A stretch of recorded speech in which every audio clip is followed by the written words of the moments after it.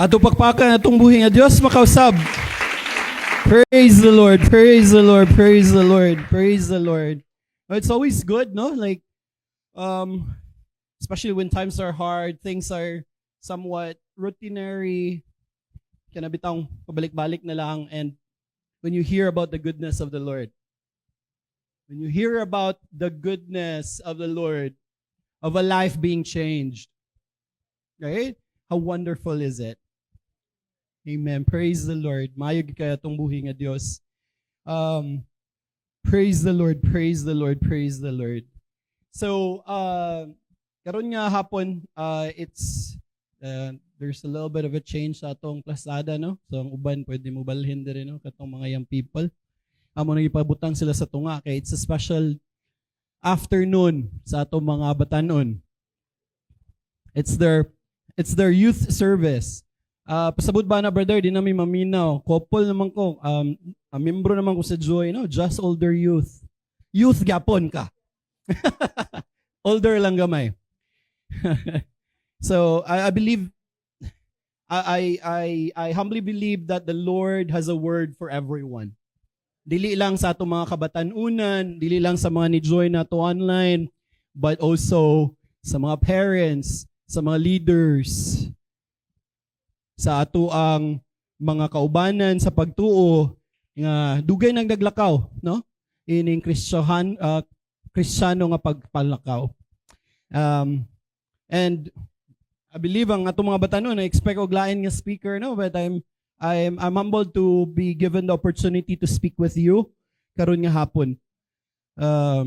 So dili ko magtagalog, di po ko magilonggo, no? So Bisaya ra ta dire. Ginagmay in English o bali ba? Tanaw na to. Shall we say praise the Lord? Praise the Lord. Praise the Lord. Maayo kayang pag ang Ginoo no, ang lihok siya diri nga dapit and seeing the young people. Tama? I believe the people on this side, amen? Seeing the young people stand here. Mag-MC, mukanta para sa Diyos, lead na to sa worship, and also magabarog para ihatag ang iyang pulong. Amen? Like, what more can you be proud of as a church? What does that tell us? Right? That this movement doesn't stop with us. That this movement will not stop with us. You know what that tells me? This movement will go on until Jesus calls us all home or He comes back. Aren't you grateful? Hallelujah, hallelujah, hallelujah. Maayo kayo gyud ang atong buhi nga Dios. Praise the Lord, praise the Lord. So ganiyang buntag no, I think it's a good reminder sa ato sa morning before ta karon sa karon nga atong pagahisgutan. It's so important no to prepare our hearts. Sa atong mga kabatanunan, it's very important to prepare our hearts. Why? Because what we're going to be talking about today is something that we want our young people to be a part of. Sa kabutang nga gihatag 6,000 years ago, 2,000 years ago, and wala mohunong even karon nga panahon. It's the same charge that has been given from the time of Adam. Abraham, Noah, ni Joseph, ni Moses, and even until now. Never stopped. And that's the same charge that we'll have to discuss today. Kung ato makita diha no ganiyang buntag gisguta nga ang paagi sa kaaway wa gyud mausab. Mo nang ingon ang Ginoo nga dapat kabaluta kung unsa ang pamaagi sa kaaway. It's the same. No? In the art of war, know your enemy to be able to defeat the enemy.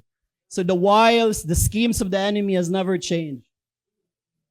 Napa sa garden, yun ni Pedro niyo. Almost always, the enemy will tell you na ay something gagi-withhold ang Ginoo nga maayo, nga di niya gusto i-experience nimo. That's always the beginning of sin. Something that's being withheld by God nga maayo para nimo. That's always the same lie. Whether mangawat, mamakak, that is that something. Nga giwidhod sa Ginoo ngay pabuhat sa imo, pero maayo para nimo. It's the same lie. Wala gihatag ang Ginoo sa imo nga para sa imong kaayuhan.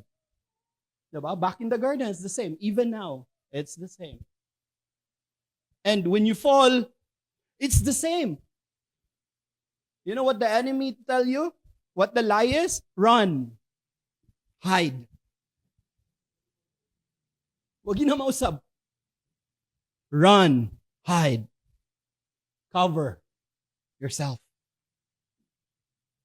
When naman you've sinned, what did they do? They run, they hide, they cover themselves away from the presence of the Lord. Because the enemy knows when you run away from God, you are not empowered to change.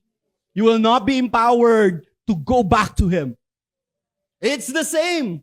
It never changed. And then, when God points you to that sin, it's the same. You blame others. Tungod manggod sa bitin.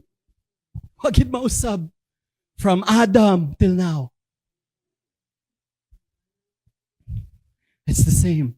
And you know what? Tong gingon ni Brother Arians ganiha, it's also because we kind of created an environment that people would like to run, to hide, and to cover. Okay, we people, even the people of God, when somebody falls, we try to judge that person. We label them names.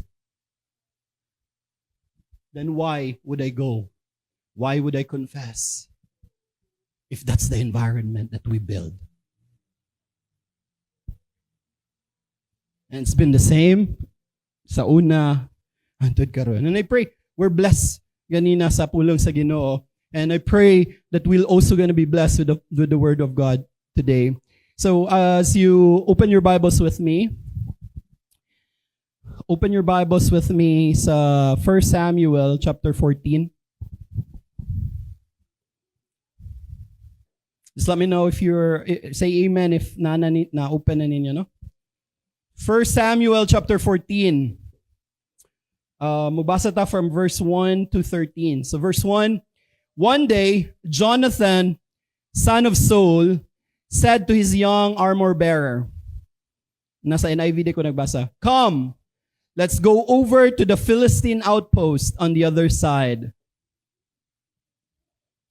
But he did not tell his father. Verse 2, Saul was staying on the outskirts of Gibeah under a pomegranate tree in Migron. With him were about 600 men. Try to imagine it. Ay lang basaha. Jonathan is the prince, ang anak ni Saul. Ngayon si Jonathan sa young armor bearer, let's go. Let's attack. Saul, ari sa tadiri, magpabugnaw sa tadiri. Init man. Under the pomegranate tree. Among whom was Ahijah, who was wearing an ephod. He was the son of Ichabod's brother Ahitub, son of Phinehas, the son of Eli, the Lord's priest in Shiloh. No one was aware that Jonathan had left. Verse 4, on each side of the pass that Jonathan intended to cross to reach the Philistine outpost was a cliff. So na ay cliff, no? Bangin. One was called Bozez and the other Sene. One cliff stood to the north toward Michmash, the other to the south toward Geba. So silang Saul nasa Geba, ang Michmash na ang Philistines. Jonathan said to his young armor bearer, "Come, let's go over to the outposts of those uncircumcised men. Perhaps the Lord will act in our behalf. Nothing can hinder the Lord from saving." Can you tell the person beside you, nothing can hinder the Lord from saving? Whether by many or by few. Praise the Lord. Verse 7, do all that you have in mind. This is the armor bearer, katong giingnan ni Jonathan. Go ahead. I am with you. Heart and soul. No, di ra ba, no? I'm with you, heart and soul. Jonathan said, come on then. We will cross over toward them and let them see us. What a courage. Adto ta pakita ta nila. Wow. What a courage. If they say to us, wait there until we come to you, we will stay where we are and not go up to them. But if they say, come up to us, then we will climb up. Because that will be our sign that the Lord has given them into our hands. What a faith. 3 more verses, 11. So both of them showed themselves to the Philistine outpost. Look, said the Philistines. So nakitaan sila. Oh Lord. The Hebrews are crawling out of the holes they are hiding in.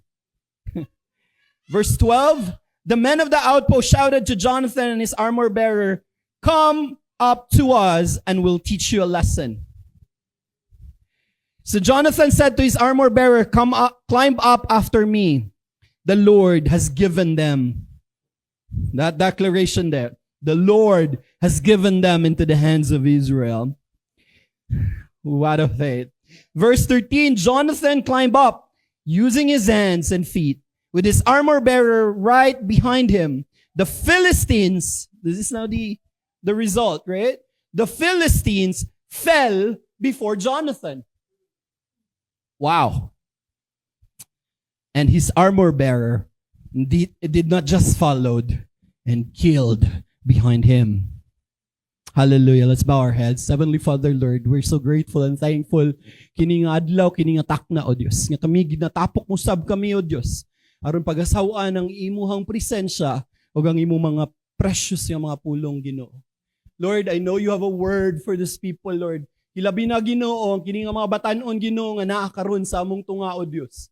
I pray, O God, that you will use every fiber of my being, every member of my body, O Lord, that will be able to express, will be able to relay your wonderful word to this people. And Lord, ayaw kalimti ang imong simbahan, Ginoo. Dili lang ang mga batanon, O Diyos, nga sila po, Ginoo, na ay mapukpo, na ay makuha ining imong maong pulong, O Diyos. I pray, O God, that will exude the same faith, the same courage that Jonathan example, though, God, in this word.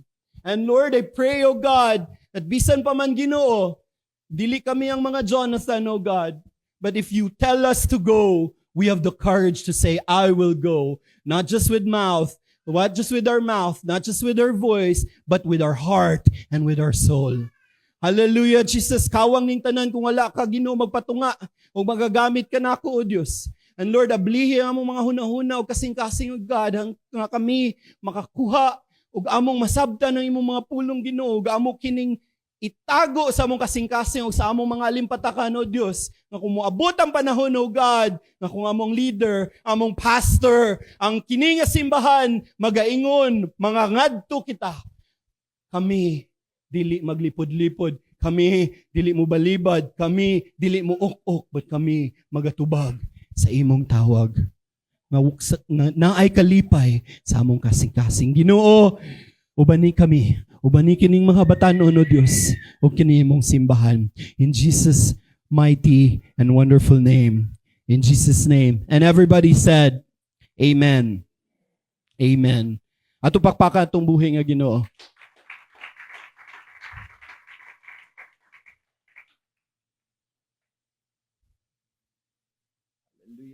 Ako lay.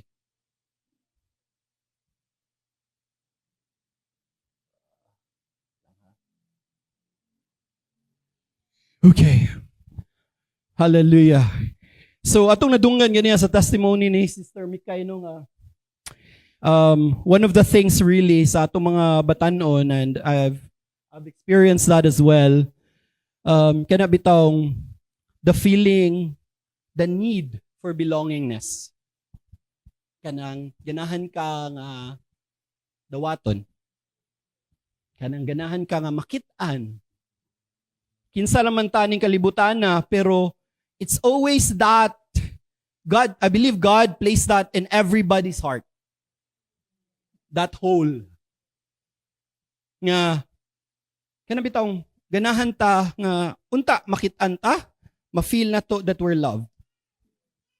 That somebody bisan pa man sa atong pagkakita na makakita na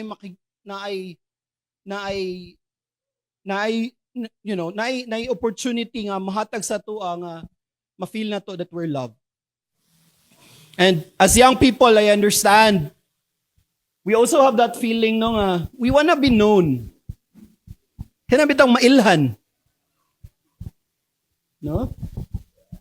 And dili lang naana sa tuwa, but at the same time, mao po na gipakita sa kalibutan karon nga kung dili ka ilado, wala ka mo exist. That's the same lie. Kung wala ni-like sa imong post, dili ka sikat.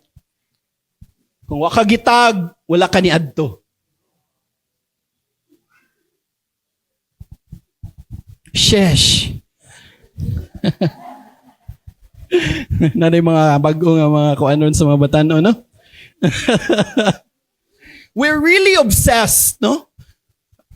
I mean, it becomes first like a want, became a need, and people of this world, even na as a church, we're obsessed in that concept of being seen. Kana makitaan. And we are conditioned to believe nga kung dili ka makitaan, you did not exist. Which is sad. And even ang culture, and some sad to say, even ang simbahan, sometimes mga gagmay lang nga mga butang nga buluhatono nga we try to do with good motive, but sometimes it backfires. Sometimes ang gamay nga recognition, ang gamay nga competition, sud sa simbahan, sometimes it's harmless to us. But slowly, nagdevelop tag culture. I only matter kung nako sa spotlight. I only matter kung musaka ko sa stage. I only matter kung nako ngan gipost ko sa social media. Oh Lord, help us. Again, unknowingly. That's why we always pray for our leaders. That's why we always pray. Kay tahorata. Now sometimes these harmless things, wala tayong intention, but slowly we're creating that culture. Slowly it's just simple recognition, pero slowly ni-boil na into a competition. And slowly pride sets in. Little that we know, we're propagating a culture that's not different from the world. I'm not saying we don't have to be excellent. No. Ako mismo magaingon ninyo, be excellent. And that's what I'm striving for, to be excellent. But we want to be excellent because we are serving an excellent God. Ganahan ta mahimong maayo sa atong mga butang atong ginabuhat, whether sa trabaho, sa inyong eskwelahan, sa negosyo, or sa inyong mga panimalay, sa inyong mga relasyon. But with a different motive. Not to establish your kingdom. Not so I will be here in the spotlight, kitaan ko sa camera. No. It's always for the glory of the Lord.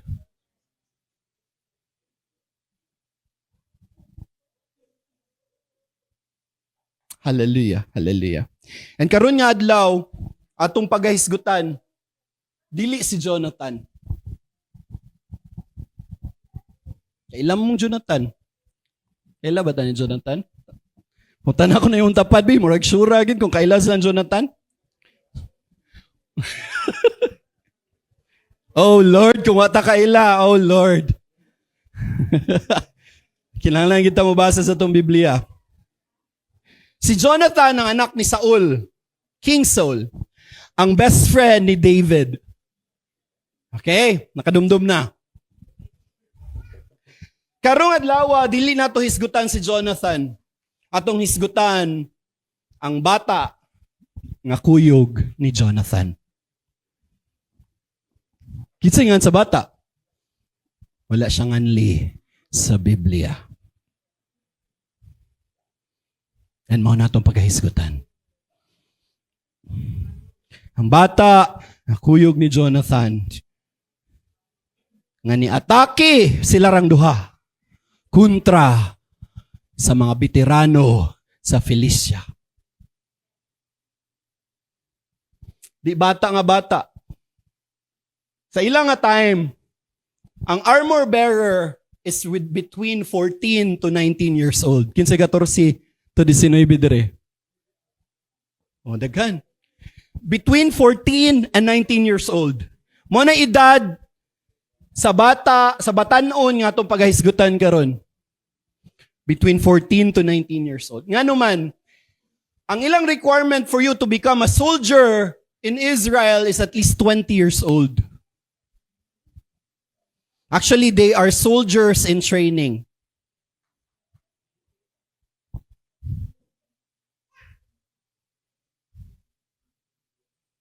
Hallelujah, hallelujah. Hallelujah. And karon, ako ingon ninyo, kung wala ito nga maong batanon, walay victory atong adlaw. I'm gonna tell the young people today, without that armor bearer, age 14 to 19 years old, that earth-shattering victory, nga itong pag-asawa niya, would have been made impossible. Kung ningon sa bata pamanggog ko. Kung pagingon ni Jonathan niya, come, let's go. Sige, ikaw lang.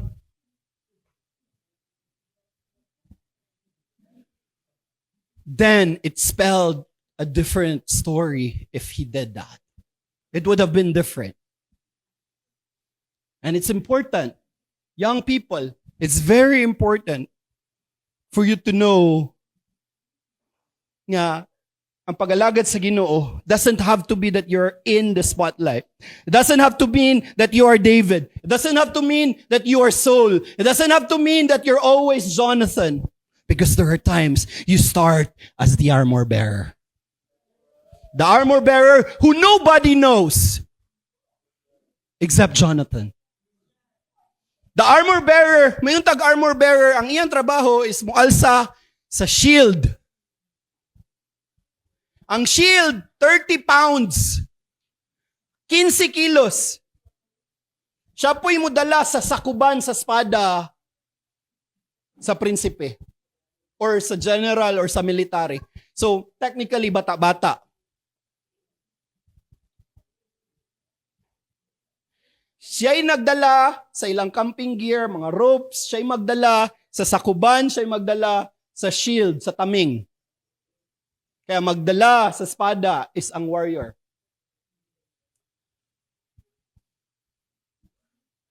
Oh Lord.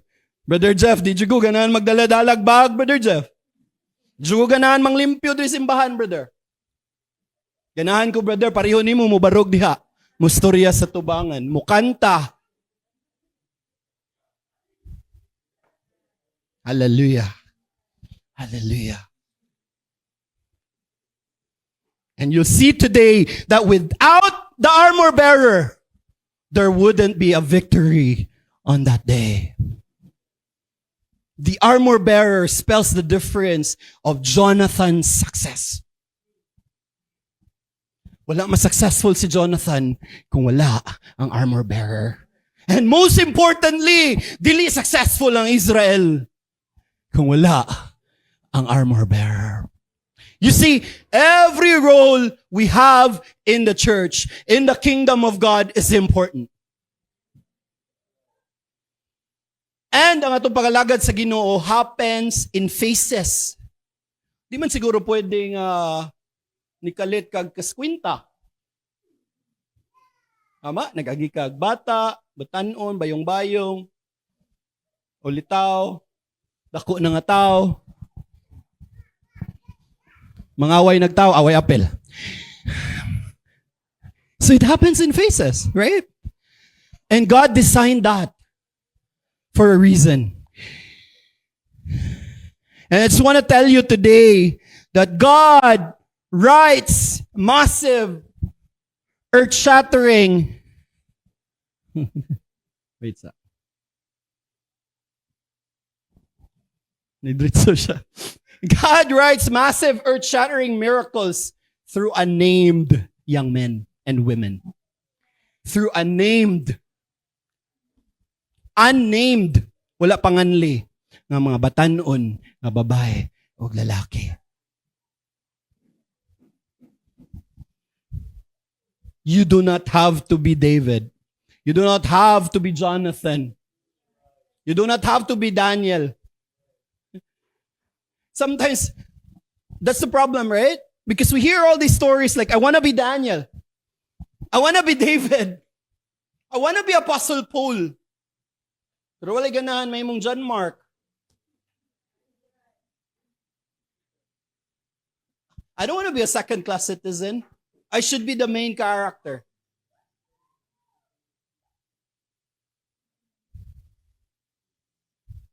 Well, this story would just tell you, bisan pa man, kung wala ka mailhi, bisan pa man, nara ka sa likod, bisan pa man, ug ikaw batanon, magamit ka sa Diyos. The Lord is trying to tell you this afternoon, bisan pa man sa imong kabatanon, bisan pa man, kung walay kaila, bisan imong tapad, wa kaila nimo, ug wala kay nakabot ning kalibutana, or bisan pa man, wala ka diri sa atubangan, pero ingon ang Diyos sa imo, na kay gamit sa akong kingdom. Hallelujah, hallelujah, hallelujah, hallelujah. So karon kung aning pagtituluhan og the second blade.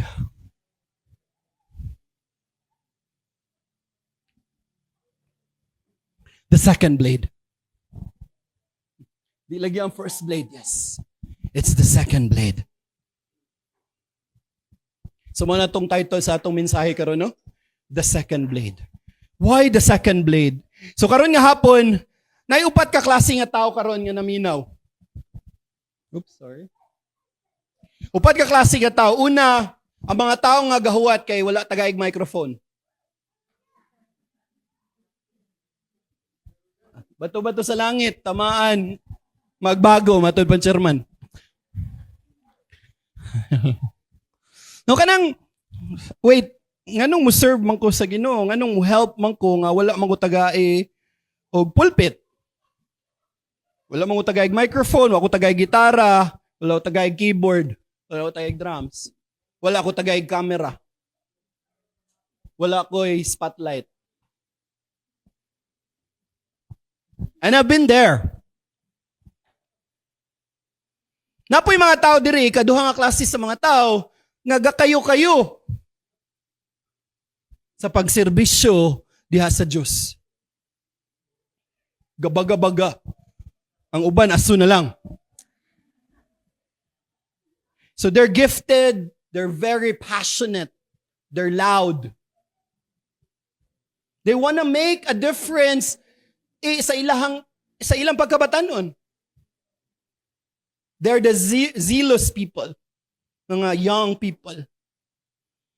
And this word is for you as well.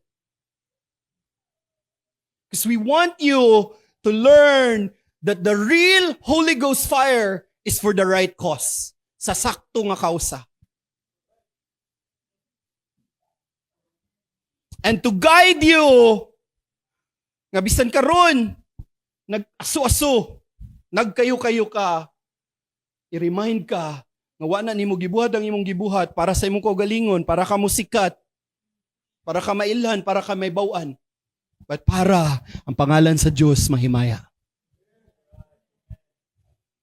Ay katulo, ang klase sa mga tao karon, maybe naminaw sila online, is ka ng mga tao nga susama sa una no ni Sister Mikay nga, I'm just another face in the crowd. Kanang part ragid ko sa extra. Kinawa na salida na extra. Na extra ra ba? No, kana mag-inom-inom ra sa kilid, no, magtabi-tabi. Ma-pills camera. Ya, basig ikaw na karon nga ni tanaw. Nga nagunahuna nga wala ka makit-i, wala ka mailhi. Wala na higugma nimo. Pero akong ingon nimo karon ang kini nga pulong sa Dios para ninimo. Kaya magbubuhat sa langit ug sa yuta nakakita ug mao ning pangalan nimo. Higugma siya nimo. Gusto kanyang luwason. Ay kaupat nga grupo sa mga tao is ang simbahan. Ikaw kini nga taud-taud na sa simbahan. Nakita nag mga gira. Samara na. Uban kay nauwat na ang samad.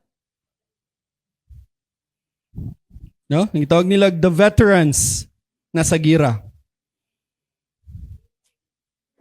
Kita na sa away, sa gira, sa kinabuhi, o sa pagkakristyano. And kini sila ang mga leaders sa church. So ikaw, kung ikaw leader sa church, nagatanaw karon, pastor, nga naga-review karon, ani nga sermon, isa ka sa angay maminaw karon. Sa mga ginikanan, kuya, ate, iyaan, uyuan, igagaw. Kini nga mensahe para imo. Hallelujah. Hallelujah. Now, let me give you a little bit of context. Why the second blade? Tagantang mo gamay nga idea. Unsa gini nahitabo. No? And as you read the word, try to understand and try to imagine. Gamitang yung unahuna, the second blade. Ang uban sa inyo, sa din, gira-gira. Maybe nagunahuna mo unsa ni gira-gira. Ang uban siguro playful. No? Ang nasa inyong mind, double blade. No? So I don't know unsa nasa inyong mind karon, but why the second blade? So kani nga panahon, this was before David. Shock mo? This was before David. We always hear David and Goliath. You never heard about Jonathan and the Philistines. Again, the second blade almost is always forgotten. But they play a role. Because without them, there's no David. Nahitabo kini before pa si David nag-away ni Goliath. Jonathan was there. And sa chapter 13, si Jonathan, makita na niyo diha, si Jonathan, nakig-away na si Jonathan, best friend ni David, wala pa sila nagkailan eh. Si Jonathan, ang anak, ang prinsipe, kauban sa uskalibo katao, ni-attack sa Philistines. Sa mga Philistines mo ni kontra sa Israel. Ni-attack siya sa outpost, sa tingnon sa ilahang barracks. Wa siya nagpaabot nga gi-attack. Siya inubanan sa uskalibo ka mga military ni-attack sa Philistines. Og sa dihang dapita, ilang napildi o ilang napukan. Kana nga garrison, kana nga outpost. Ang gihimo na nga outpost ni Saul, gihimo na nila og kanang ilahan ng ilang outpost, ilang murag, diya sila nagdag-camp, diya sila nag-base, headquarters. After, na-defeat ni Jonathan. Remember, si Jonathan, pero ang hari si Saul. Si Saul is tall. Si Saul is handsome. Si Saul is popular. Ang papa ni Jonathan. Pero ang nakigira is the second blade. Jonathan. Pagkadungog ni Saul, nga nidaog si Jonathan, ingon siya, ipatawagan ta ng mga Israelita. Ingna sila, si Saul, nagmadaugon. Wow. Wow. Sheesh.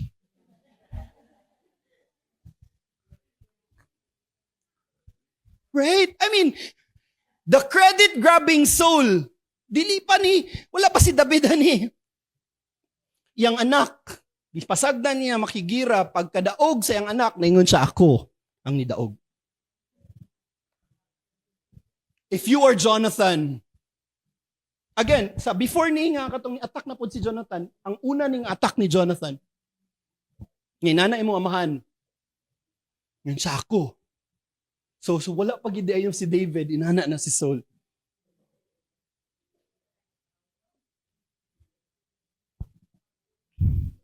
Napadayon ng storya, nasuko ang mga Pilistihanon, ang mga Philistines, at least na mo'y background.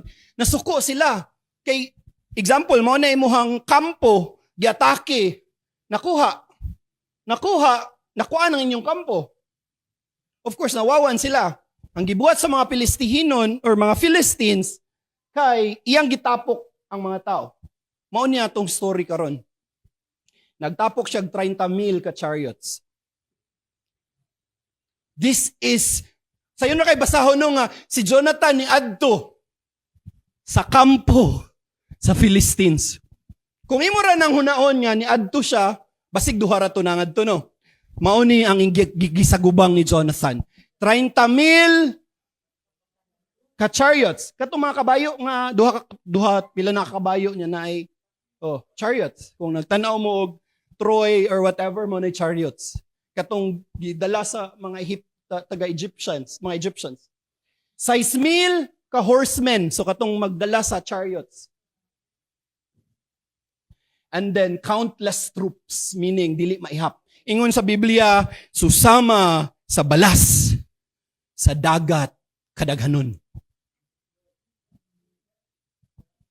Okay, imagine, Jonathan, uskalibo ka buktaw, ni-attack. Dili pa ni maoy plasada.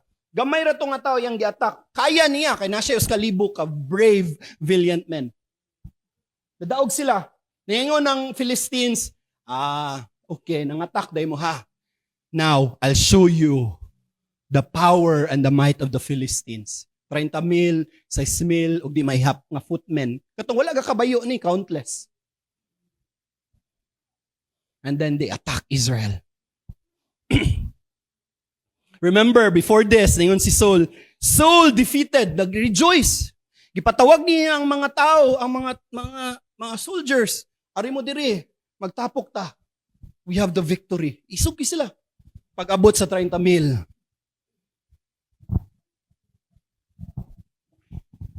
All Israel hide. Ang uban ni adto sa langob, ang uban ng layat, ang uban ni balik ni labang sa Jordan, ni adto sa Gad. Do you see the fear here? 2,000 ka tao ni Saul, uskalibo kan Jonathan, 3,000. Ang kontra nila, 30,000.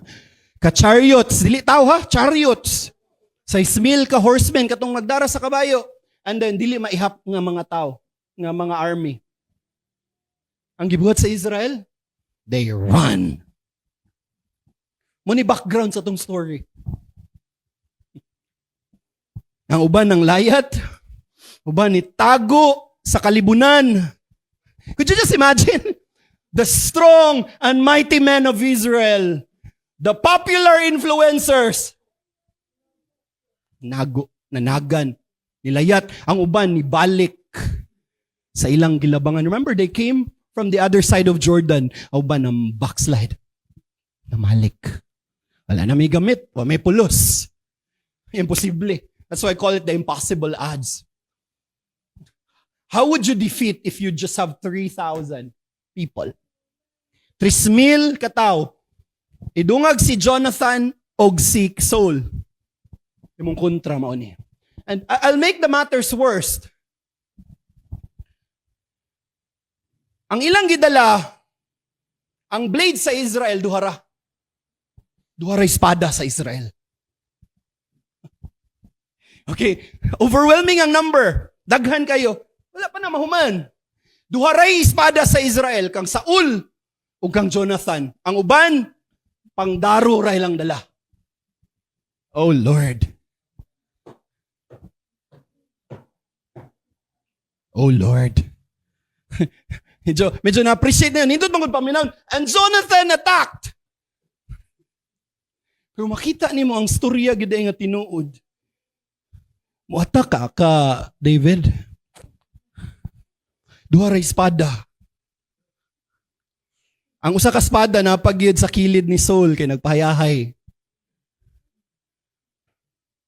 Sa tanom, sa pomegranate. Ang isa na siyang anak, kang Jonathan.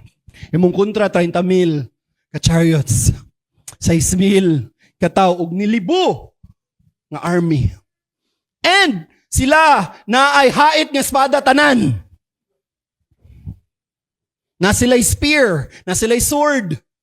Kaya nga naman, ang gibuhat sa Philistines after ni-attack si Jonathan sa outpost, gipanguha nila tanang blacksmiths. Unsa nang blacksmiths? Mo ni mga maghimog weapon?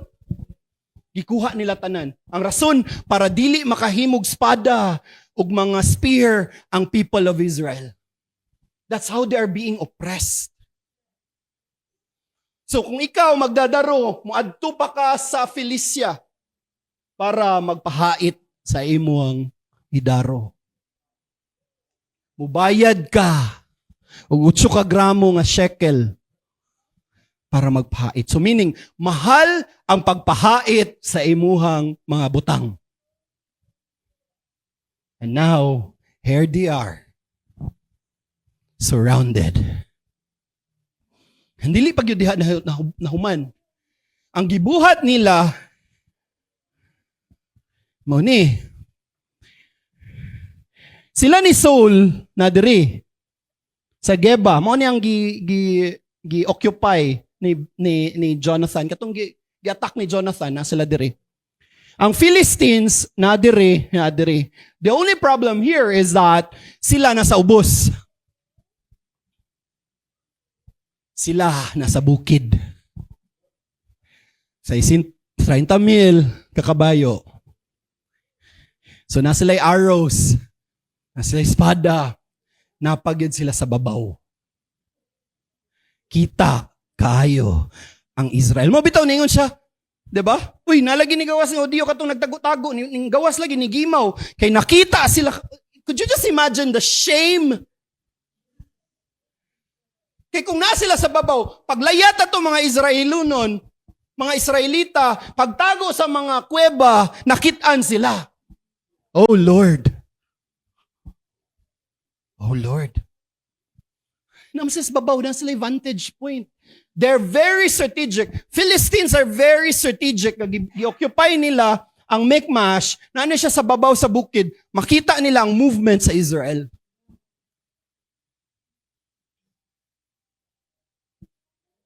And not only that, I know familiar ta sa Strait of Hormuz.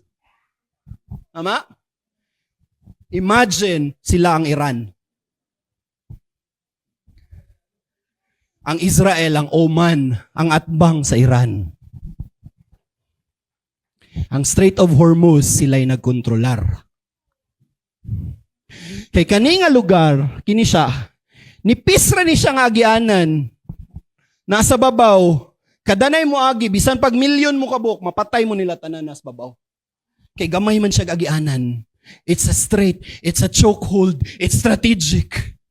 Oh Lord, unsa may Brother Jeff, inana ka imposible. Inana ang atong storya, mga batanon, inana. Jesus. Una sa tanan, mas daghan sila. Ikaduha nga tanan, nasa babaw. Sila'y kakontrolar sa agianan. Kadanay mo agi, patay gyud. Sila'y gagunit sa checkpoint. Oh Lord. Wala, duha ra inyong espada. Anyong hari o ang inyong prinsipe. Wa pa mahuman diha. Ang nabilin sa 3,600 na lang. Oh Lord. Ang 2,400 mo itong nanaga, nangikyas, ng layat, nanago. Naratol, nagpanik. This is too difficult for us. That's the situation. They're overwhelmed. They're surrounded. They're matchless. They don't have the tools. Wa sila budget. Ilang pundo, igo ra gyud abang sa simbahan. Ang kalibutan dako kayo. Na Cebu City. May Lapu-Lapu. Nay Mandawi. Uy, napagiday sa unahan. Nay Talisay. Nay Karkar. Uy, sa norte napagiday Konsolasyon. Napay Liluan. Napay Danao. Mo na ang situation, church. That's the situation. That's the situation of our story. Hallelujah. Okay. Now it came to pass, verse 1, no? Now it came to pass upon a day. No, nanago ang uban, no? Nago mo ni ang Philistines. Ang uban, namalik sa Jordan. Uban nanago. Mo na ilang sitwasyon. Sa kadaghan, sa ilang kontra. Israel hides as the Philistines master. Kan kayo. Di matabang. Bisag si Batman, di ka kaya.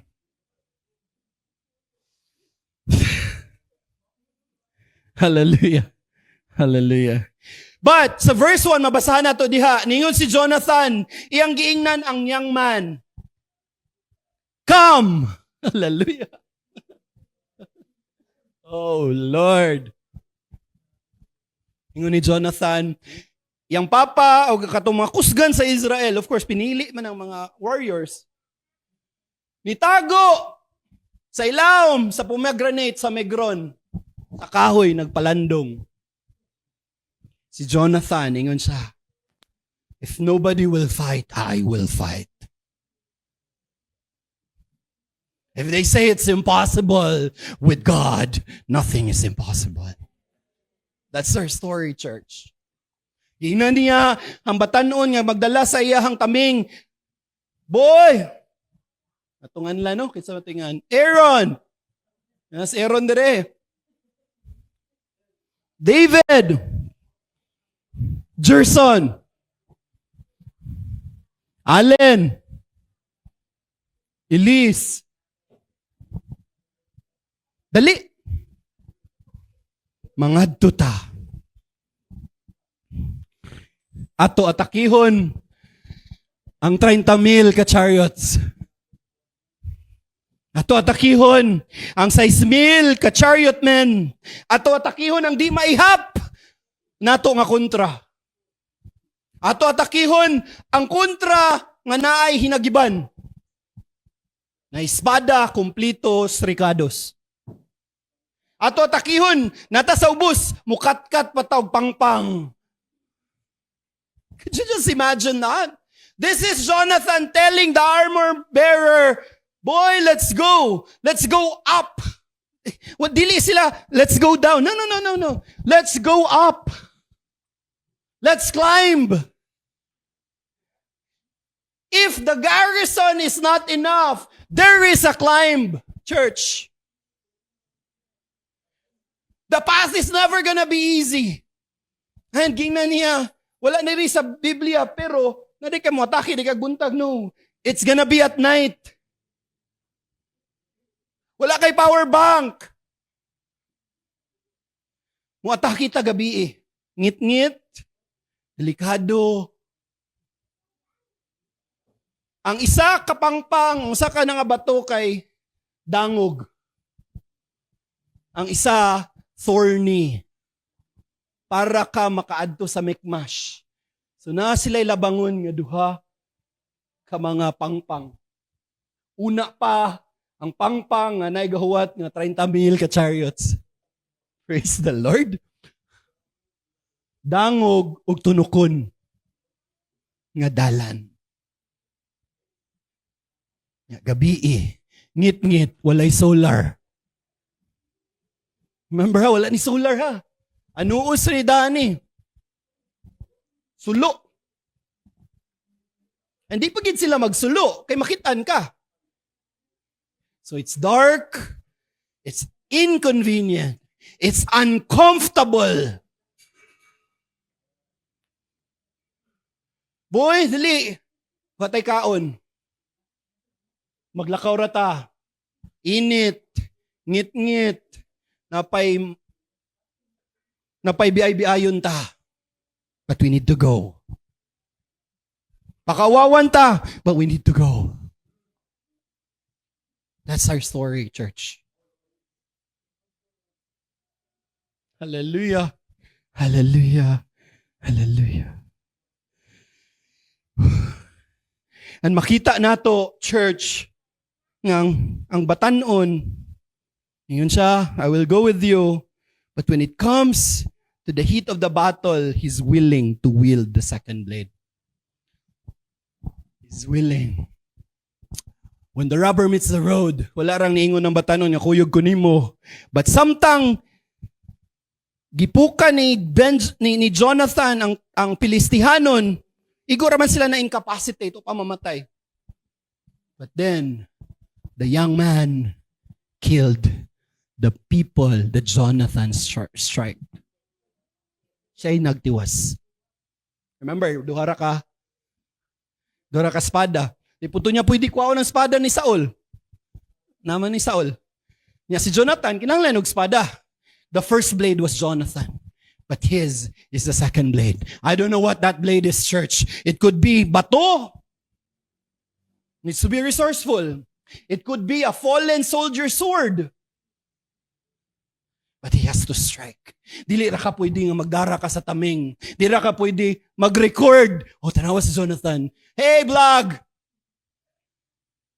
Tanawa ng hatag mig track. Say vlog! Hashtag holy. No.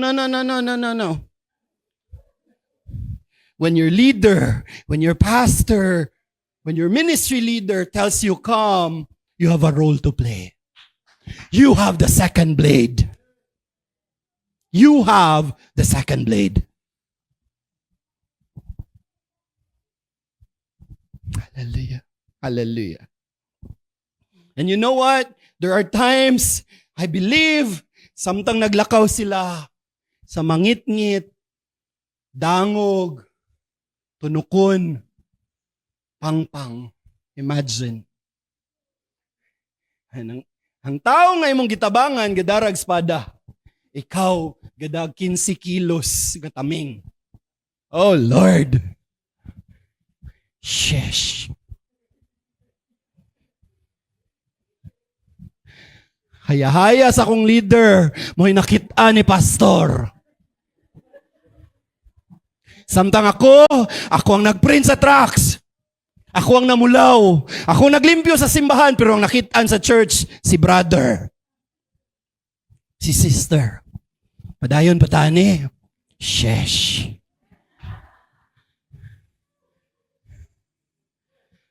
Church, no matter how unpopular, no matter how nga dili makitaan ang imong trabahoon, ang imong ginabuhat sa matag adlaw, bisan lang ikaw nag-alsa sa taming, bisan ikaw lay gaalsa sa sakluban sa iyang espada, bisan ikaw ray gadala sa iyahang tubig, bisan ikaw ray gadala sa pagkaon sa pan, ikaw gadala sa inyong higdaanan, but church, you're important. Young people, you're important. Kay kung si Jonathan ra nilayat o niadto, there's nobody that's behind him. There's nobody. Yes, kada strike niya sa iyang espada, pero ang katong iyang gitirahan, mubangon pa to. You have the second blade. And you're there because you ought to wield the second blade. And sometimes, it's not easy. Kanang kaybaw ka ikay gatrabaho, pero lain ang gipasidunggan. Nindot manggod ang magwali kay makitaan. Pero ang ga-arrange sa chair, ang ga-prepare sa music, ang ga-kuan sa technical para ni maporma dire, ang ga-push sa atong video live, nga di gyud makitaan sa camera. Sometimes it feels dragging. I want to be a Jonathan. I don't want to be a second-rate citizen. I don't want to be a second blade. But hear me this afternoon. Sometimes, and oftentimes, and all the times, ang pag-alsa nimo ng ataming kinahanglan para ma-build imong spiritual muscle. You know what? The reason why sila gipagunit? Again, they're young. They're inexperienced. But, kay tungod sila ang armor bearer, they're gonna be with somebody experienced enough to learn from. And because of the consistency, the loyalty, the service, your spiritual muscle and your physical stamina is developed. From shield to sword. There are times that you need to build your spiritual muscle. Dadun to tanang butang.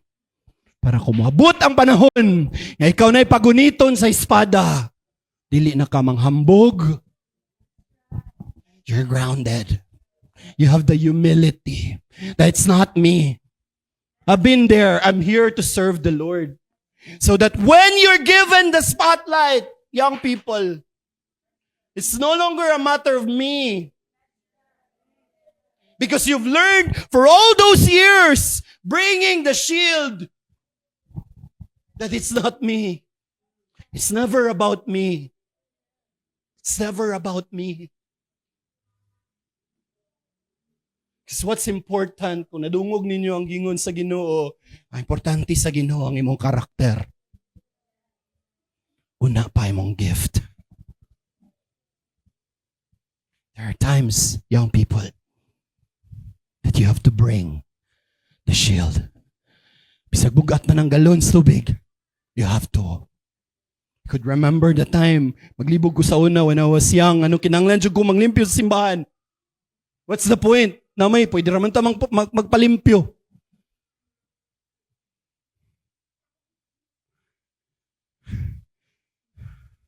I still remember before, no?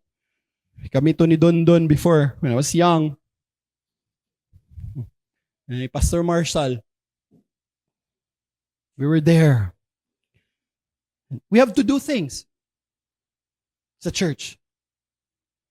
We have to. Sometimes magkuhan ka kay kapoy. No, ganahan naman ka magduwa.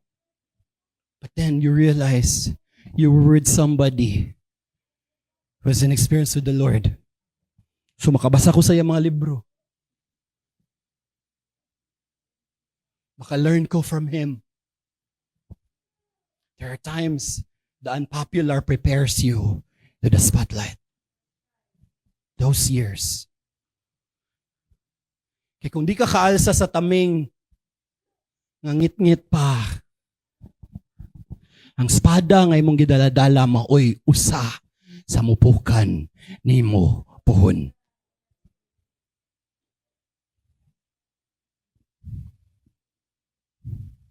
Sometimes, ang mga panahon nga ikaw ang second blade. Ang mga panahon nga ikaw magadala sa taming, ang gitistingan sa Diyos kung unsa ka mukupot. It's your grip ang gitistingan. It's your consistency. It's your loyalty. It's your faithfulness. I could still recall, kadumdum mo sa wedding of Cana, sa yun ra kayo itong miracle, pero you never see the workers, kato mga tao nga gunit sa tubig, how heavy the servants, how heavy the water is and the distance. Sometimes kung mabasa mo ito sa Biblia, di na to tanawon, unsa gid ang sitwasyon during that time. But it takes several gallons of water to fill that one jug. And kadadala nimo sa tubig ramang yapon. How discouraging. Lord, sige ramang gihapon kog dala sa trucks. Lord, ako ramang gihapon tiglimpyo sa simbahan. Lord, ako ramang gihapon. Wa man jud ko tawag ang pastor, Lord. Wa man jud ko pawalihan pastor, Lord. Wa man jud ko pakantahan sternads. And it's those moments that your grip is tested. It's those moments ang imong pagkupot kung unsa ka ka-faithful sa Ginoo matistingan. So that when time comes, that you're given the microphone.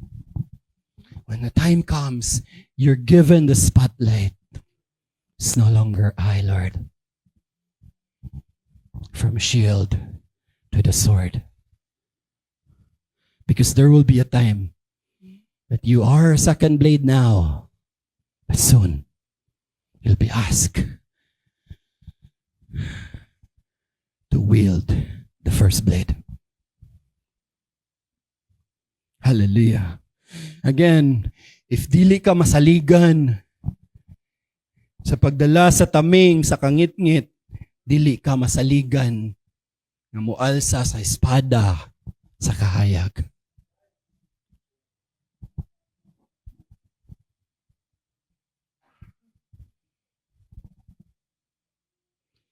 So sa katong una nga grupo nga mga tao, kung kinsa man na, abaw ko wala diri sa simbahan karon. Dili kinahanglan nga naimungan. Dili kinahanglan nga i-mention ka si brother ng limpyo karon. Si brother ang gahimo ani nga video. Si brother ang ga-design ini. No. No. You do not need that recognition. So at the end of it all, everything we do for the kingdom of God is for His glory. God is telling us this afternoon, mga batanon, the Lord wants a strong youth. Not a youth who wants just the recognition of it all. But the ones who, bisan di makitaan, continues to do what he needs to do. Hallelujah. And katungga kayo. Again, your value is not dictated kung naa ka, makitaan ka, madungga ni mong ngalan. But your value is dictated kung unsa ka ka-faithful sa gagmay nga butang. And like Joseph, pag-ingon sa paraon, kinsay maka-interpretar sa akong damgo, you should be ready.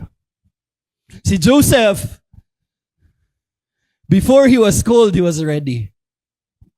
Nag-ilis siya as if kabaw siya sa metabo. And that's what what should be doing. Do what you're doing right now. Be faithful. Be faithful. Because it's God who promotes. And when the time comes, be ready to strike. Kung mayon si Jonathan, natumba na, be ready. Get the second blade. And finish what he has started.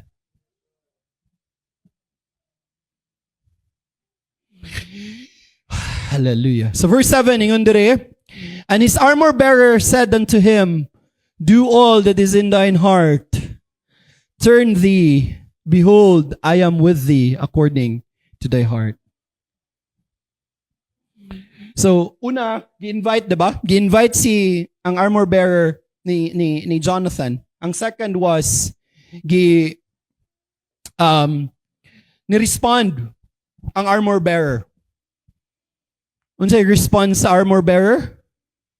Ingon siya, invitation pero response nga needed. Ingon siya dire, this is the only time the armor bearer speaks. Buhata ang unsay gibutang sa Ginoo sa imong kasing-kasing. Iniglingi nimo salig nga naa ako sa imong likuran. First, it starts with an invitation. Second, you need to respond to the invitation. And hiyang response is really good. Yun siya, buhata ang gusto nimo nga buhaton. Suporta ko nimo. We don't want to be the supporting cast. But there are times that you have to be. And when you support, dili lang, support ko, niya na ko mag 100% kung ako na diha. No. Yun siya. Do all that is in thine heart, and behold, ako, kung unsa na sa imong kasing-kasing, whatever passion Kung unsa ga kayo, o unsa ang imong pagtanaw or belief sa imong angay buhaton, sa misyon niya gihatag sa Ginoo sa imuha, susama kita og kasing-kasing. Not half-hearted, not one-fourth-hearted, not three-fourth-hearted, but whole-hearted. That's the double-edged alignment. It's double-edged because you should have the same heart and the same vision to your Jonathan. Kung unsay vision, kung unsay heart ni Jonathan sa imong life, whether it's your leader, it's your pastor, or somebody nga gihatag sa Ginoo sa imong kinabuhi, you should share that double-edged alignment. Dapat aligned sa vision, aligned ang imong heart. Kaya nga naman, sa mga butang nga duha mo magdagan, maglakaw, kung imong kauban, ang una nga tiil, adto, ang katunga atras, nagi mahog. Remember mo, kat betag pangpang. Right? Pangpang ni. Di ra pagid basa-basa ang pangpang. Ang pangpang nga usa dangog, ang usa tunukon. So ang isa ga duha-duha, okay untang madungagan mog duha.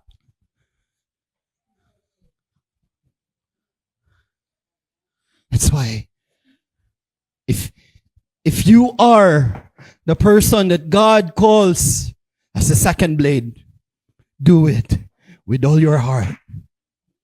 No holds barred. Bahalag siya'y makakuha sa glory. It doesn't matter. I'm gonna support all the way. Ubananti ka. Yun siya, ubananti ka. Iniglingi ni mo na ako.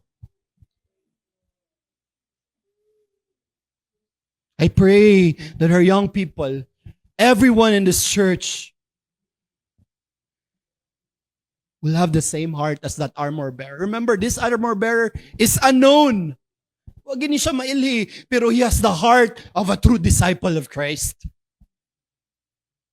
This armor bearer, wag gid mailhi, but he has the heart of a true Christian.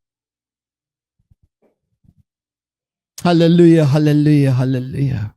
Wala siya mangutana, kung buhaton kini, mahimo ba kong leader after? Ma-post ba ko sa social media? No. His goal is whatever the goal of the Jonathan nga nasa iyang life. And it's rare, church. It's very rare.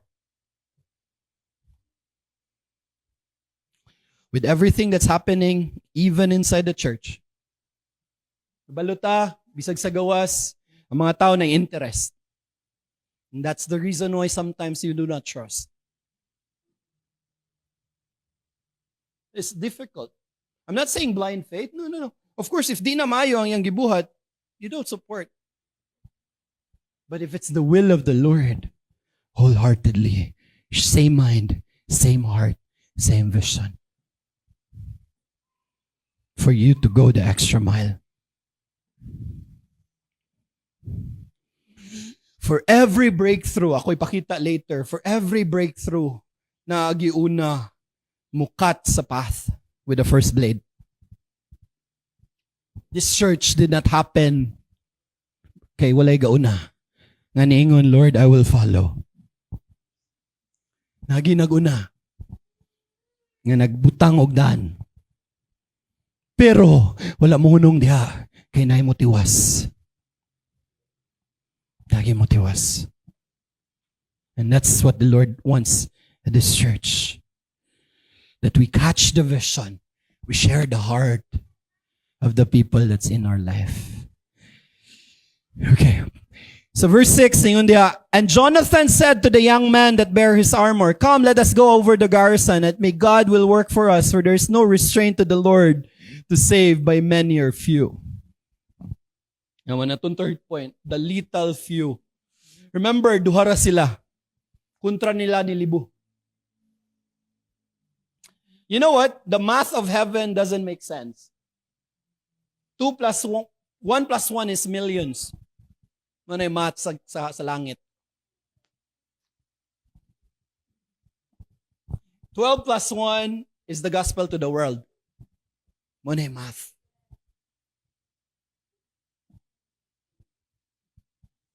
$120 equals Jerusalem, Samaria, even to the ends of the world. Money math sa langit. 300 og si Gideon over thousands. Money math sa langit. Ingon diri si Jonathan, for there is no restraint to the Lord. Walay makapugong sa Ginoo, whether daghan ta or gamay. If you're the Jonathan trying to lead the people, you must know the principle of heaven, the supernatural math of heaven. It doesn't matter. God doesn't become God because you're many. God will not be God or better than God, better than He is, kay daghan mo. Because God can work in a few. Makatrabaho ang Ginoo bisag gamay rata. Basically, mo naging ni Jonathan, kuyog. Kay dili mapugna ng Ginoo bisan pagdaghan ta or gamay. What a word. What a declaration of faith. And it's gonna be the same here, church. I know dako ang Cebu. But no. Pila raman ta. Maihapra mo. Pero that doesn't stop this church. That doesn't stop the gospel to be preached. Because God is not restrained whether by many or by few.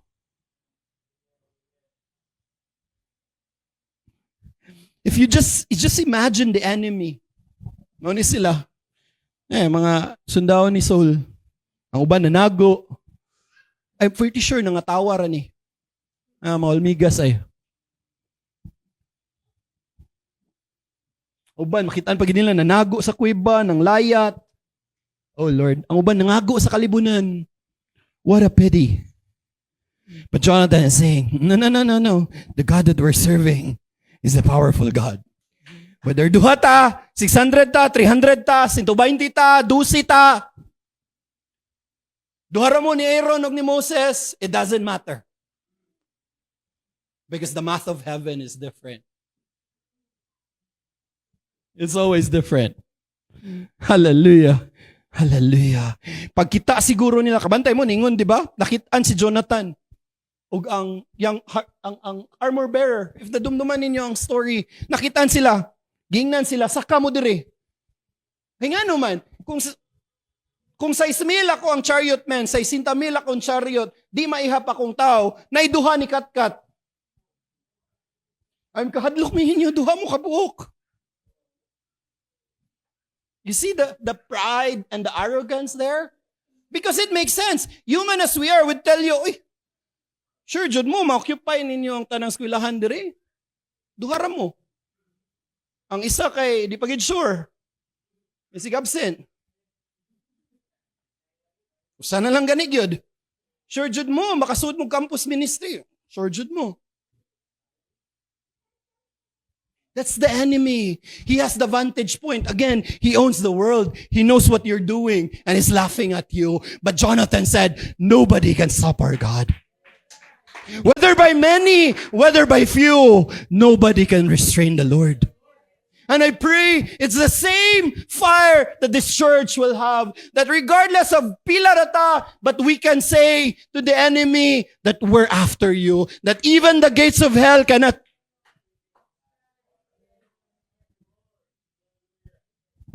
I pray katong mga tao nga nagpalandong sa kahoy sa pomegranate, that you will also and we will be reminded that doesn't matter to God how many you are, how many we are. What matters are the Jonathans. What matters are the armor bearers that say, come, let's go. Because that's not restrain the Lord by many or by few. Hallelujah, hallelujah, hallelujah. I pray, no? And I pray, not just here, even the other churches who are watching right now, that we will lit that fire. No? You're not alone in this fight. Agency Mandawi is with you in this fight. Mga batanon diri, I believe you're here because you're with us in this fight. It may seem impossible, but it doesn't make it possible kay si Brother Raven yung leader. No. It doesn't make it possible because si Brother Mario ang itong pastor. No. It's because God is behind us. Because of God. Hallelujah. It doesn't matter to God the numbers. It's God's arithmetic. Heaven's arithmetic is different. 1 + 1 is millions. Wala ang equation sa langit. Hallelujah. Okay, last point. And Jonathan climbed up upon his hands and upon his feet, and his armor bearer after him. And they fell before Jonathan, and his armor bearer slew after him. So, yung makita, pagkat-kat, ato lang imagine, no? Ni kat-kat mo play na rin. Si Jonathan ni og katong nagdasay ang taming. Kat-kat, dagan ka sila. Pak. Bang, natumba sa tanan.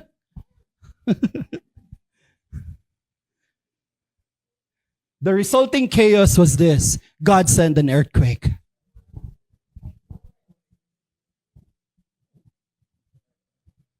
Salamat sa AI, no? Para at least ma-imagine ninyo ba, no?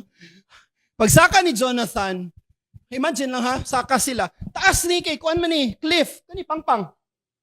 Wala sila rope. Wala man ni sila ga rope climbing, ga mountain climbing. No, di man ni siya recreation. Gira man ni church. Kat-kat nila nagkadugo. Imagine nagkadugo si Jonathan, nagkadugo ang armor bearer. Ang armor bearer gihubak na to, ubo-ubo. Imagine ka mag-alsa kag 15 kilos. Mo kat-kat. No? Di pa ka pwede mo ubo.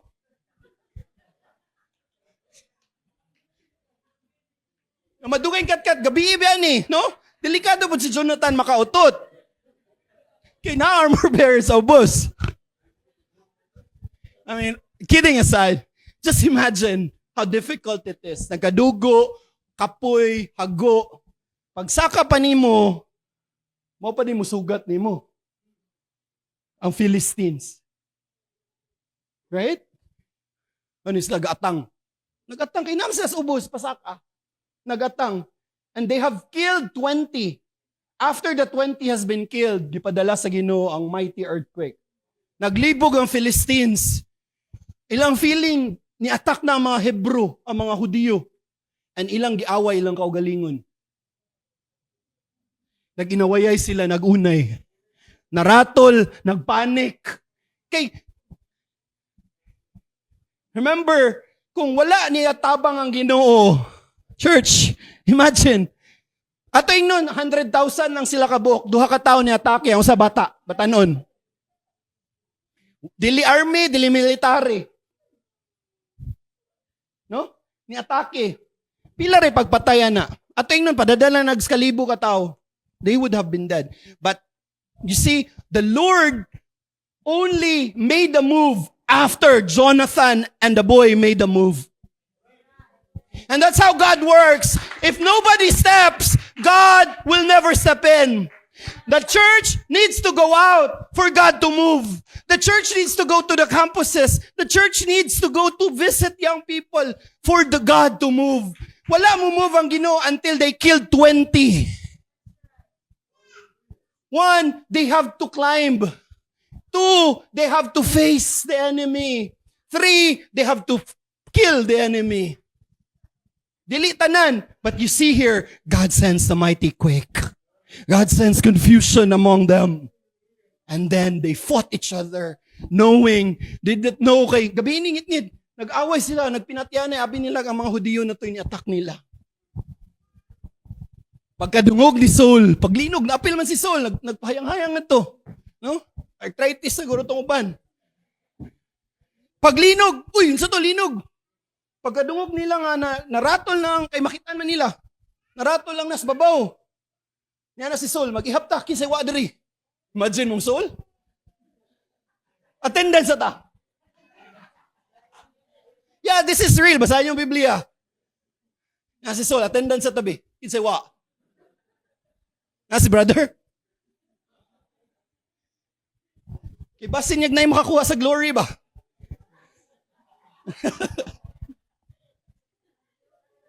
Oh Lord, hallelujah.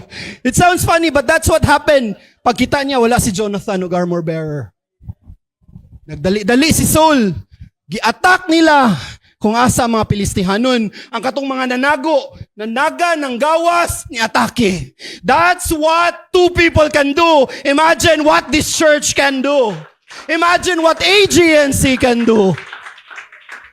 That those people who are just in the sidelines, those people who are afraid, paralyzed, who cannot do what they has to do, but they saw somebody reach out to young people, somebody reached out to prostitute, somebody reached out, they will be empowered. That, si brother ni adto, si sister ni adto, si brother, wam na lamag. Nantudlo lagi nag-Bible study. Ako graduate lagi ko. Wala ko'y gibuhat. And then you see people here saying, my life has been changed. Then people are encouraged. People steps out of their paralyzed fear. Get out of the caves and attack and pursue the enemy. And that's where revival is born. You want revival? It starts with you. Young people, it starts with you. Jonathan's here. It starts with you.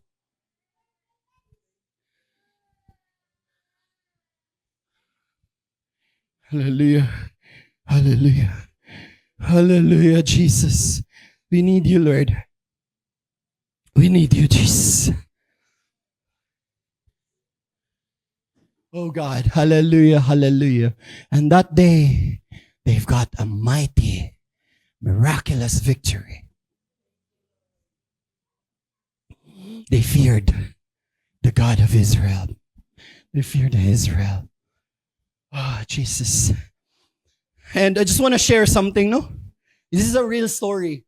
One of the heroes of faith, of the apostolic faith. Sa mga 1990s, na pastor. No, this is a real story. I mean, real po na siya, but kanang mas duol na to ba? 1990s. Na pastor, naginganlan og si Pastor Houston Miles. Pastor ni siya sa Christian Tabernacle sa Texas. Dako ni nga church, daghan, linlibo ang church. Pero during that time, the church is nagpalandong sa pomegranate. Kanang okay na lang, same old, same old. But then the vision of Pastor Miles is he wants revival in the church. And he wants revival in America and the world. That's his vision. That's his first blade. So, he preach, he teach, he tries to add the vision, to share the vision. And God sends an armor bearer. That pastor has the Jonathan in him. He has a vision, kaya ni sa Ginoo. That we don't just remain the same as a church. We become the light of other churches and the world. And he has an armor bearer. Tigdasi ang taming. Ang kanang armor bearer, wala mailhi. Ang kanang armor bearer, magsig Bible study. Kuyog niya, mo drive niya, mo arrange sa mga tables, chairs, mo pray, pa-outreach. Wala mailhi ang armor bearer. And then one fateful day, October 20, 1996, kani nga armor bearer, kani nga tao, batanon, gitagaag chance to preach sa iyang church. Tagaan ni Pastor Miles, kani nga batanon, to preach. You know, unsa iyang gibuhat? Wala siya inindot ka title. Sa iyang preaching, dili second blade, dili downward ascent, dili run with horses, dili table for two, dili. Simple. What he did was, when he approached the pulpit, he just gripped the pulpit and he cried in front of the congregation. And what happened? That young person, kabatanunan, the Lord moved powerfully. Wala yung siya mo storya. He just cried. Kasi nakita niya ang apathy, complacency, ang kabugnawon sa simbahan. Dako na sila, daga na sila. But the apathy was there. He cried. And the Lord moved. Acrylic ang ilahang pulpit. Kaya acrylic, ka na murag plastic. The Lord moved. Nabuak ang pulpit into two. In front of the congregation. The Lord moved in the place. Revival happened. Ang mga backslider, they returned. Broken hearts, na-mend. Revival swept across Texas, the world. This young man lived on to be one of the pillars of the apostolic faith. He started not as the first blade, but the second blade. Sigda sa iyang bag sa iyang pastor. Drive. Prepare sa tables to pray. Waited his time. His faithfulness in the dark, heavy shield, yung sig dala-dala, was given a chance. He became the author of the God Chasers. Inspired many lives up to this day. And his name is Tommy Tenney.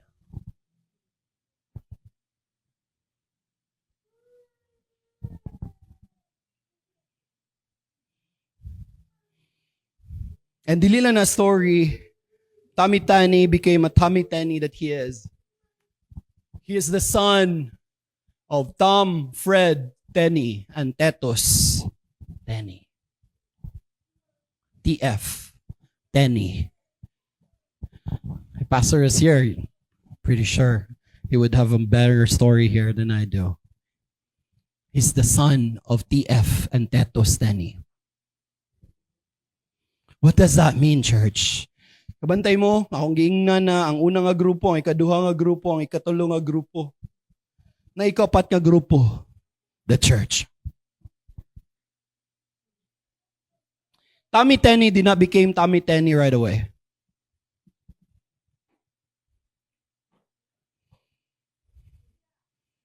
He learned from TF Tenney and Tetos Tenney, his parents. Parents, you pastor, workers listening right now, leaders running a church, we have the responsibility to find the second blade. We have the responsibility to use the first blade to carve the vision, to remove any obstacle for the next generation, to train, to equip. That's why I like the service today. Because this is our way of equipping them. They'll be the one to minister. They'll be the one to MC, who leads the worship. This is our way of showing them the way.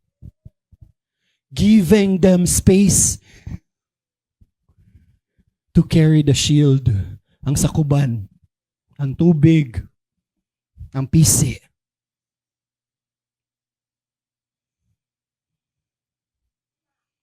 Church, elders, parents, leaders, we have a heavy responsibility. I know this is the service for our youth, but we have a responsibility. We don't need, again, ang atong wala na nastoryahan is si Solog ang 600 men nga nagpalandong. We have the obligation and the responsibility to spot the next Jonathans, to spot the next armor bearer. Dili lang to identify, but to form them. Not just to identify them, but to form them. To equip them. Inani pagda sa taming. Ayaw usara kabuktun, duha para ma-distribute ang weight. Because we've been there. Kita'y gauna. Kung mag-date na kay kauban, kinaguna mo. Naguna ta. To give, this is how you give to the Lord. We must be the example. Because the future of this church, matod pa ni Pastor, depends on the next generation. And it's our generation would help that. Hallelujah. Hallelujah. And to those people, and I believe sa atong pastor, mauna sige na magkadunggan, no? Si Pastor Garganza, for him, was his Jonathan. Kuyog-kuyog siya ni Pastor. Kaya siya sa spotlight until the time comes that he needs to be. But you know what? The Jonathans do not stop being Jonathans. They try to find another Jonathan. They train. They find another armor bearer to train, to learn. Kaya sila ganahan nga mubalik sa sugod ang mga batanon. Ganahan sila nga maka-learn sila unsay sayop, unsay di maayo, unsay mo mga failures in the past nga di dapat mabalik.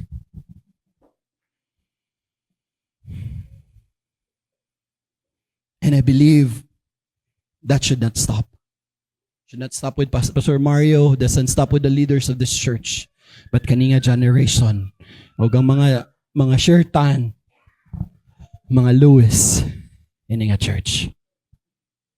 We have the responsibility. And to the people na wala pa kailan ni Kristo, this is for you. Kung sa atong storya, si Jonathan, ningon come, the Lord Jesus Christ is also asking you to come. It's the same. Jonathan said this, come after me. Ningon si Jesus, you follow me because I already climbed the cliff, the hard, arduous cliff of Calvary. Already was there. I already conquered the garrison of sin, death, shame, and grave. Ako na nang gipukan. Unlike our story, si Jonathan wala pa, but we have the greatest captain. His name is Jesus.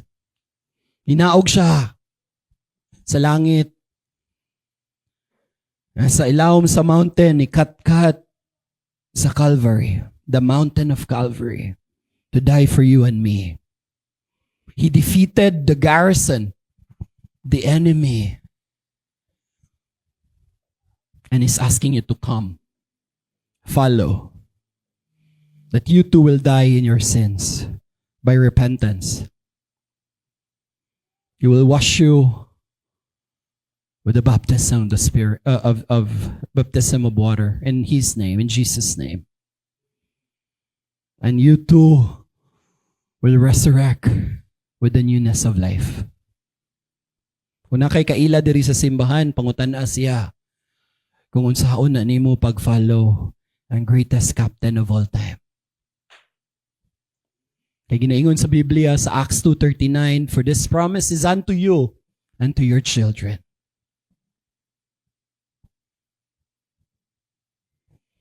Hallelujah, hallelujah, hallelujah.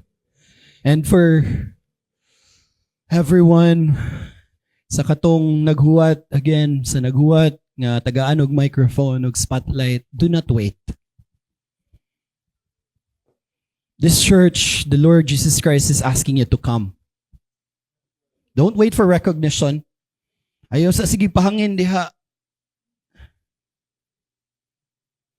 Ayaw sa kay bata pa ka, no.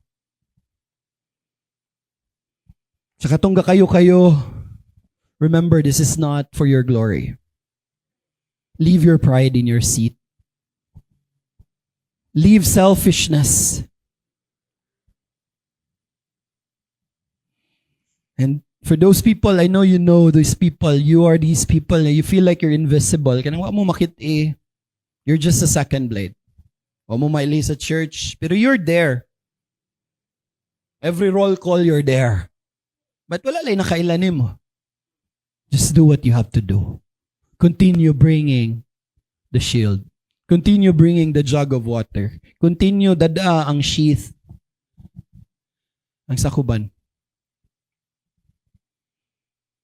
And when the Lord, your leader, your pastor says you're ready, make sure you're ready. You're ready to strike. You're ready to wield the sword because you were tested. And to our parents, leaders, elders, pastors, help this church find the next Jonathans. Identify, form, equip, bring them, apprentice them, bring them, and let's multiply. We need more Jonathans. We need more Davids. And we need armor bearers. And you know what? I was curious. Unsay nahitabo ka sa armor bearer? Are you not curious?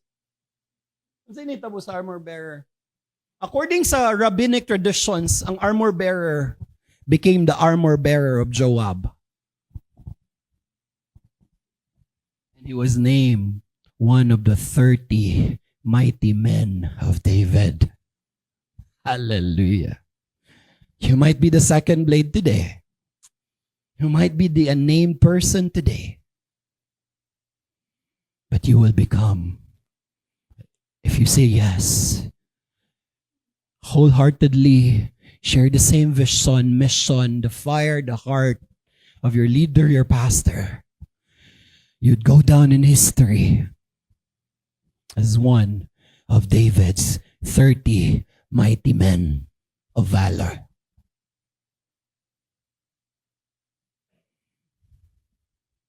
Why don't we stand today, church? As our music team prepares. Hallelujah. I don't know what the Lord has impressed on you this afternoon sa among mga kabatanunan, sa itong mga parents, elders. If you're tired, magsige nagpahayahay no, sa kahoy, tago sa kuweba, balik sa Jordan. Or gitawag ka pero nibalibad ka sa una. Or nagyaw-yaw ka kay sigilag si brother, sigilag si sister, sigilag si pastor ang mukuha sa glory. Or gibutang na nimo ang imong taming kay gikapoy na ka. Nya, giadto nimo ang ubang mga tawo nga gagunit sa taming imong gingnan undang na ta. It's not too late. It's never too late. Hallelujah. Why don't we pray today? Heavenly Father, O God, our greatest captain, I pray today, O Lord, right now we're standing at a mountain so high. Actually, it's impossible, Lord. Who are we? Agency Cebu. Who are we, Lord, in this big province of Cebu? When we look up, Lord, the enemy is laughing at us because we're nothing. We don't have the tools. We don't have the numbers. We don't have the methodology.